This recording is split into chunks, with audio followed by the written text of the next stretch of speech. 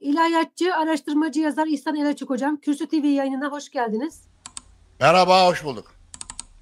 Amerika Birleşik Devletleri New York Belediye Başkanlığı'na 34 yaşındaki Hint kökenli, Uganda doğumlu Müslüman sosyalist Zohran Memdani'nin seçilmesi geçtiğimiz haftaya damgasını vurdu hocam. Oldukça konuşulan, gündem olan bir durumdu. Batı'nın sembol isimli şehirlerinden, kapitalizmin sembol şehirlerinden bir dünyaca tanınmış bir şehre Müslüman bir sosyalistin başkan seçilmesi, Batı'nın demokrasi anlayışı bizim Orta Doğu'nun oradan ne farkı yani bu anlayış anlamında nasıl bir farkı var? Siz oraya bakarak demokrasiyi ve Müslüman bir başkanın Batı'da lider olmasını nasıl yorumlarsınız? Bizim açımızdan örnek alınacak boyutu var mıdır? İsrail'e bakan boyutunu siz nasıl görüyorsunuz? Kısaca bunları bize yorumlayabilir misiniz hocam? Evet, şimdi New York'a belediye başkanı seçilen eee, Mamdani, Zohran Mamdani, son yılların en dikkat çekici seçim başarısını kazandı. Siyaset bilimi açısından da aslında incelenmeye değer bir konudur. Çünkü imkansız gibi görünen şeyleri başarmış görünüyor. 1 Ocak'ta göreve başlayacak. Umarım göreve başlatırlar. Çünkü New York şehri, Amerika Birleşik Devletleri, kapitalizmin bağrı, İsrail karşıtı, Netanyahu gelirse New York'ta onu tutuklatacağım dedi. Çünkü New York'ta şu ana kadar yapılan bütün belediye başkanlıkları, valilik seçimleri Müslüman karşıtlığı, göçmen karşıtlığı üzerine kuruluydu. Yani orada ben Müslümanım demek bir dezavantaj. Belli başlı kesimlerin desteğini kaybetmenize, marjinal sayılmanıza sebebiyet veriyordu. Üstelik bir de bunun üzerine hem göçmen hem, Uganda, doğumlu Hint kökenli, Müslüman, Şii ve sosyalist. Şimdi bütün bunlar Amerika'da ötekinin ötekisi. Ötekilerin, bulunduğu, bölgede duran birisi. Bunların seçim kazanmasının mümkün olmayacağı söyleniyordu.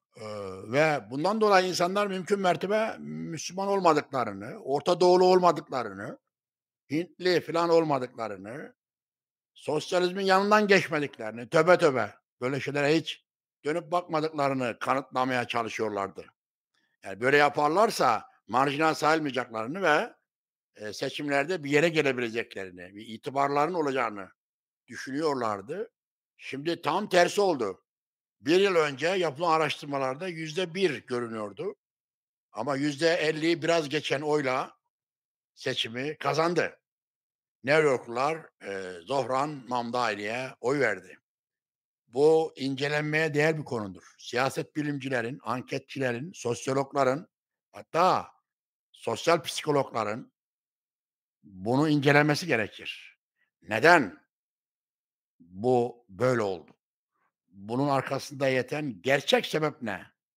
Yani herkes bir şeyler söyler, diline geldiği gibi uzaktan göründüğü şekilde yorumlar da asıl gerçek sebep ne? Simgesel olarak, ilkinden başlayalım. Dışarıdan bakıldığında simgesel olarak New York gibi kapitalizmin kalbi olan bir şehre ben Müslümanım ve sosyalistim. Bundan dolayı da kimseden özür dileyecek değilim diyen birisi belediye başkanı seçiliyor. Vakamız bu. Ve, New Yorklular buna oy veriyor. New York'ta Müslümanların sayısı kimlik olarak ve sosyalistlerin sayısı toplasan %0,5'i bile geçmez. Yani o kadar kalabalık bir Müslüman nüfusu ve sosyalist, nüfusu yok ki. Nasıl oluyor da ben Müslümanım ve sosyalist diyen birisi New York'un oyunu alıyor. Yarıdan fazlasının oyunu alıyor. 2 kişiden birinin oyunu alıyor.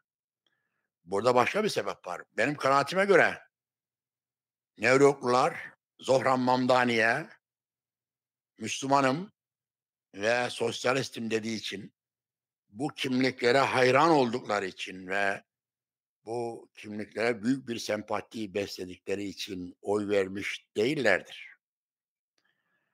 Ancak, Zohrani'nin böyle konuşması, Zohran'ın böyle konuşması onların hoşuna gitti.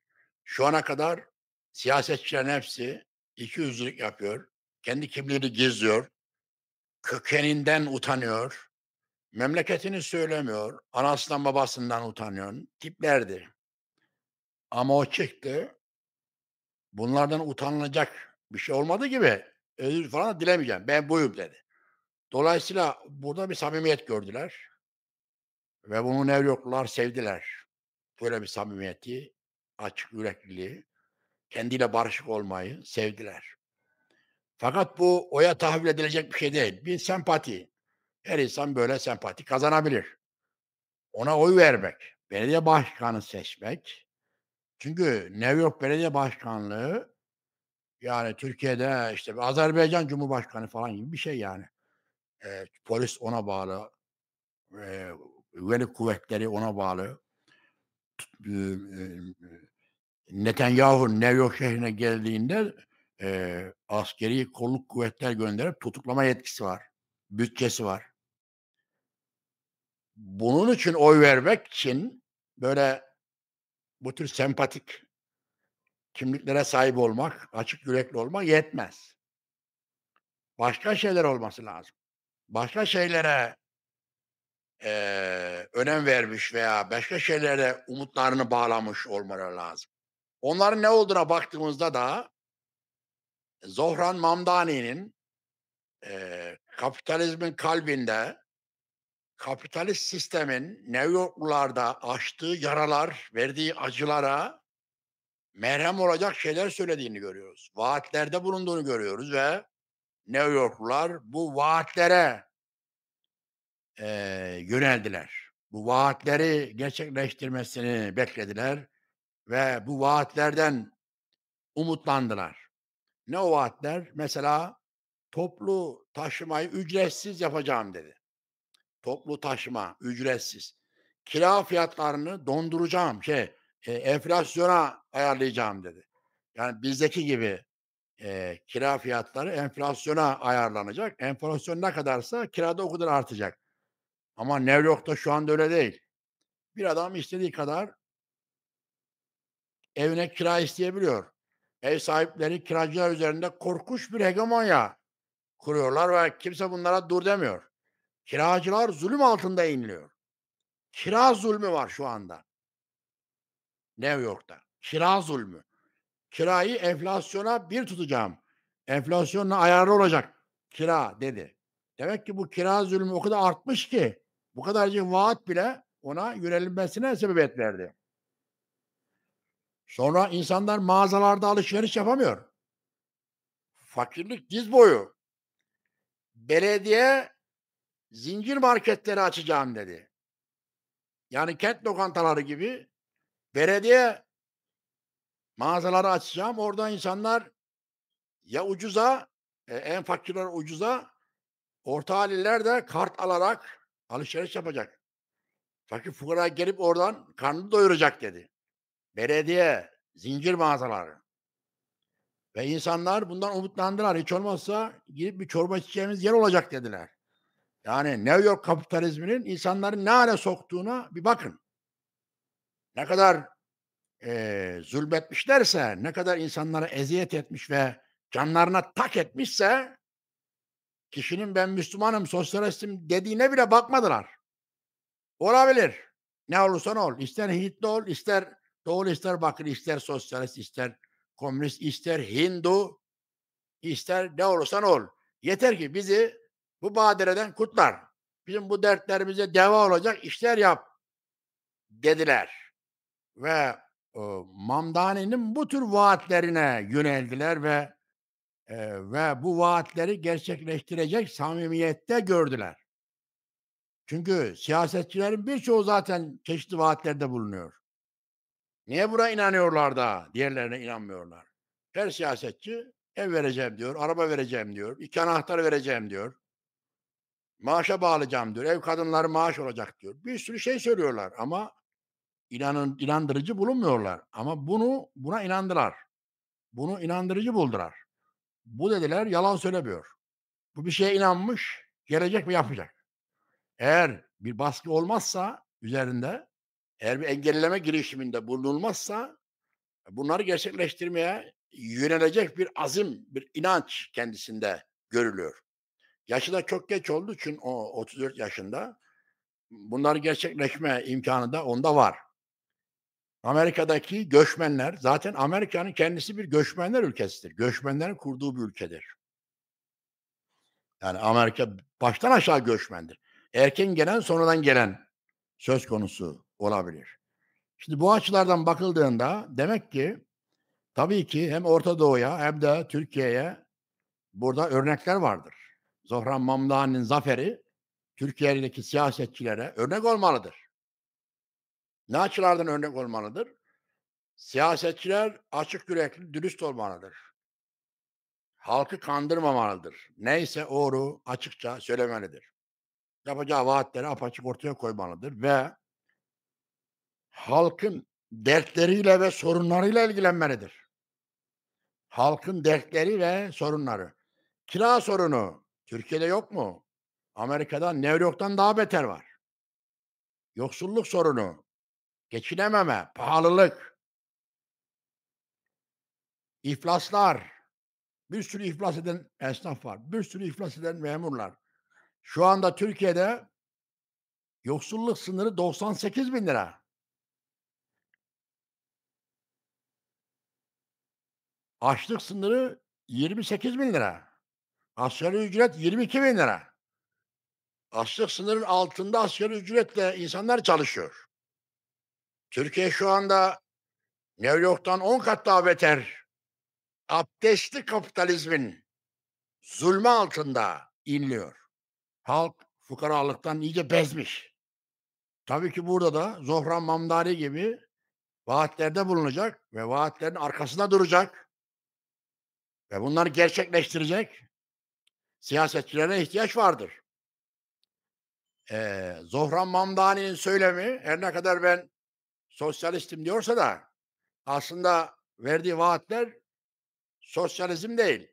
Aslında buna sosyal demokrat, radikal sosyal demokrat vaatler demek mümkün. Çünkü sosyalizm dediğiniz zaman bu başka bir şeydir. Sosyalizm üretim araçlarının mülkiyetini değiştirmektir.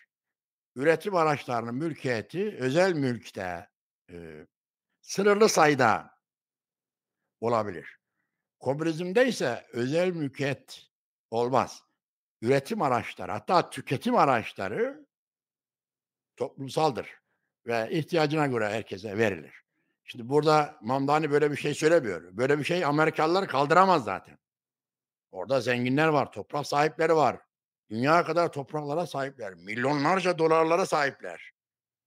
Bir adamın dağlar kadar bir şehri kaldıracak mülkü varken milyonlarca insanın bir evi bile yok.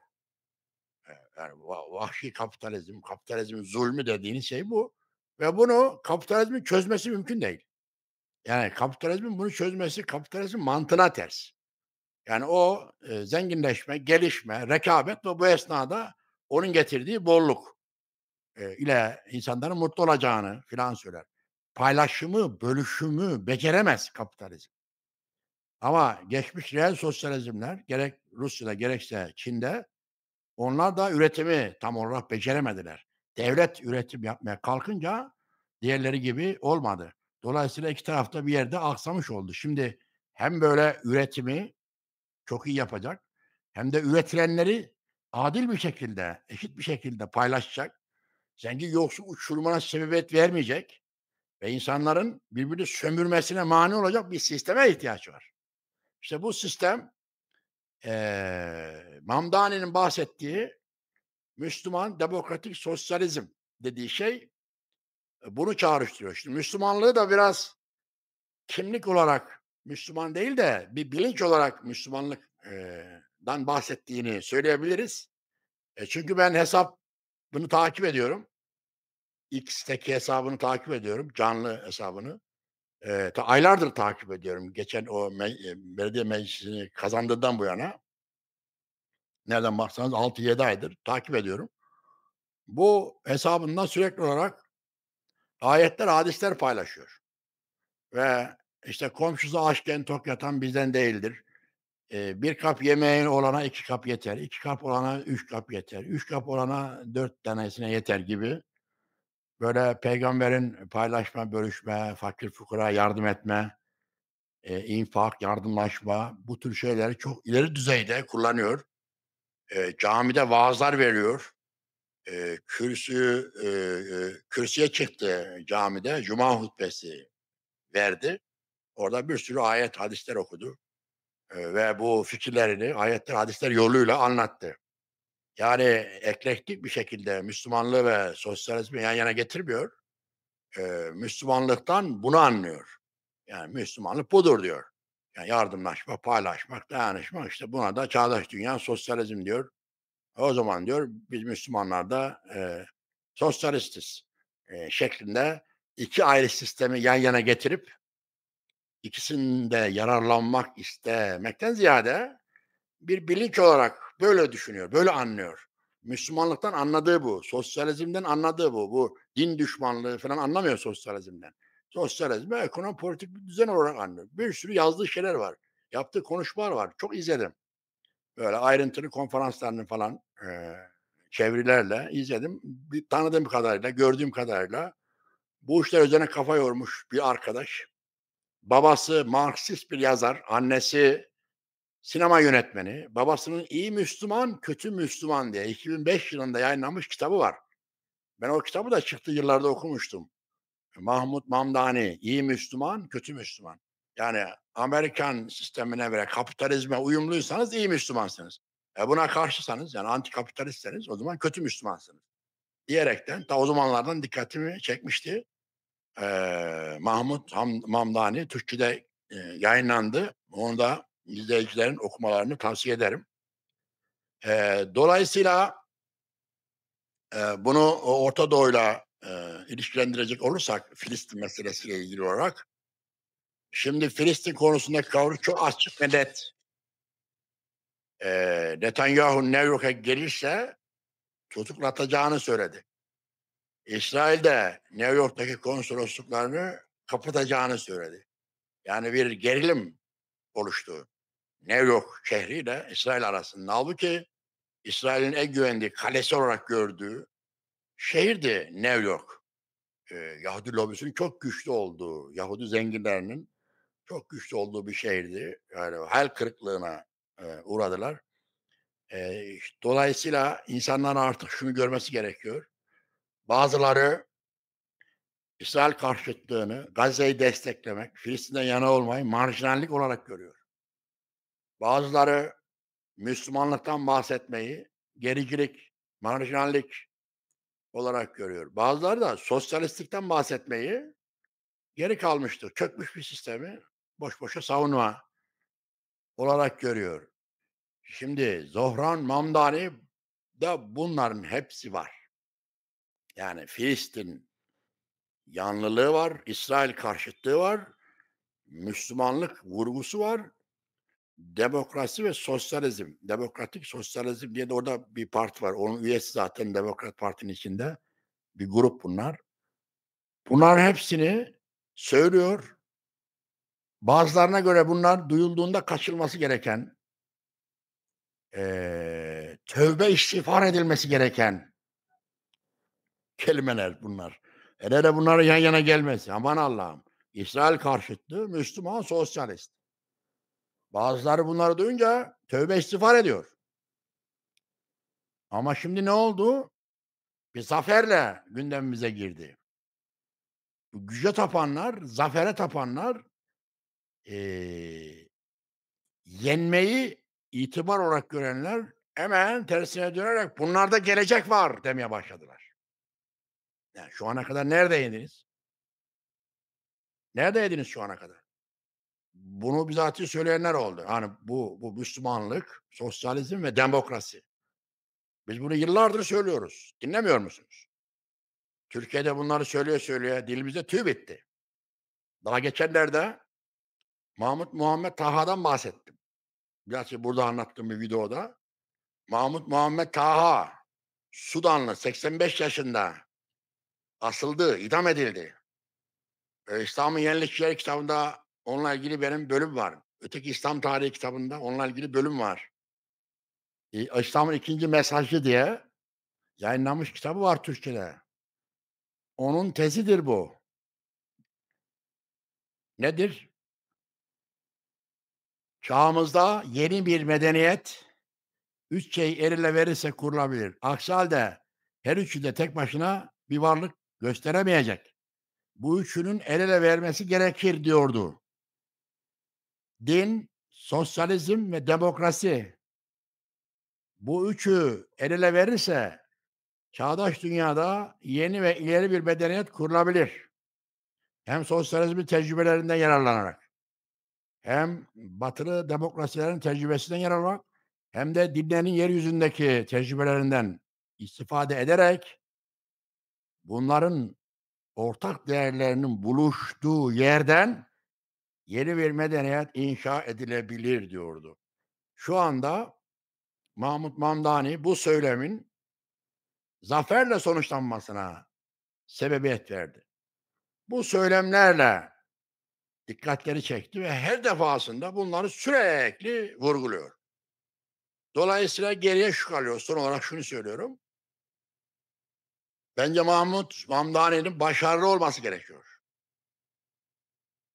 Başarısızlığa mahkum olamaz. Eğer başarısız olursa bir umudu da ertelemiş, ötelemiş olacak. İnsanlara böyle bir ümit vermek ayrı bir şeydir. Onların ümitlerini boşa çıkarmak, hayal kırıklığına uğratmak bambaşka bir şeydir ve bir çöküntüye sebebiyet verir. Yani zafer coşkusu bir çöküntüye de, hayal kırıklığına da yol açabilir. Bu nedenle en azından ileri sürdüğü vaatleri yerine getirerek, büyük yanlışlar yapmayarak, mal, mülk, para, pul peşine düşmeyerek ve şan, şöhret sevdasına kapılmayarak vaat ettiği şeyleri yavaş yerine getirerek arkadaşlarıyla ekip ruhu içerisinde ve ortak akıl üreterek siyasetini yürütmek ve en azından geri gitmeyerek yapabildikleri her şeyi yaparak başarması gerekiyor. Yani söyledikleri sadece kendisini bağlamıyor. Sen Müslümanlık diyorsun. Yani bütün bir İslam dünyasının gözü şu anda orada. Sosyalizm diyorsun. Bütün bir sosyalist dünyanın gözü şu anda onda. Her iki dünyada yıkılmış vaziyette. İslam dünyası yıkılmış bir medeniyettir. Sosyalizm çökmüş bir sistemdir. Hem Sovyetlerde hem Çin'de ve daha başka birçok ülkede. Şimdi sen bu ikisini bir araya getirerek bir zafer kazanıyorsun hem de kapitalizmin bağrında. Şimdi bütün dikkatler ona yönelmiş vaziyette. Başarısız olma şansı yok.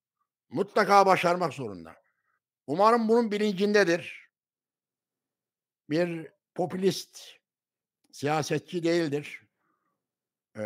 Kapitalizmin yaraları ve insanlara verdiği acılar böyle zaferler kazandırabilir. Siz çıkarsınız ben bu yaraları saracağım. Bu sorunları çözeceğim.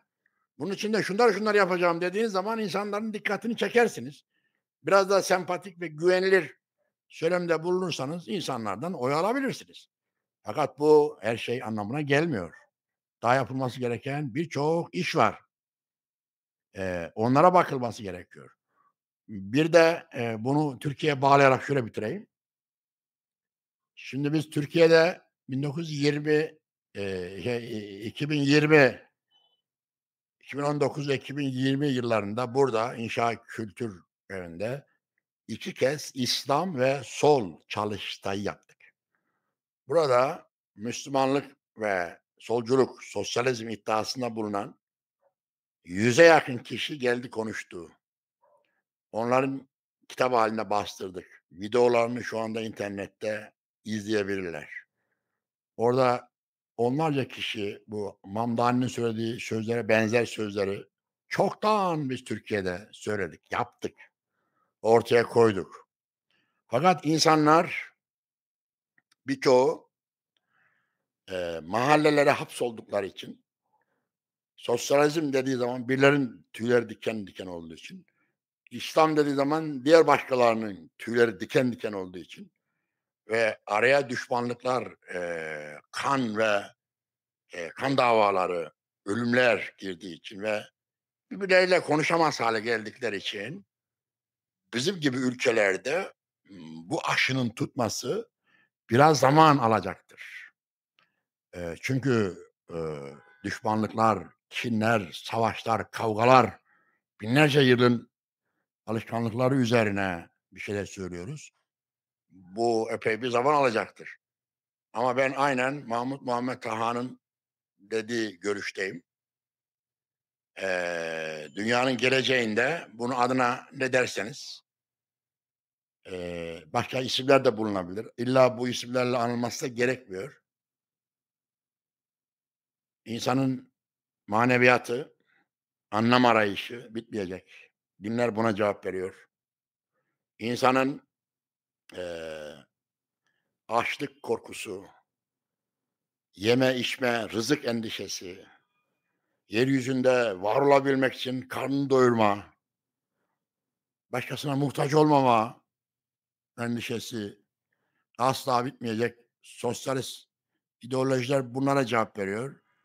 Bir de siyasal özgürlükler. Yani ben konuşurken başıma bir iş gelir mi? Polis beni tutuklar mı? İstediğim şeyi istediğim gibi ifade edebilir miyim? Siyasal özgürlükler yani.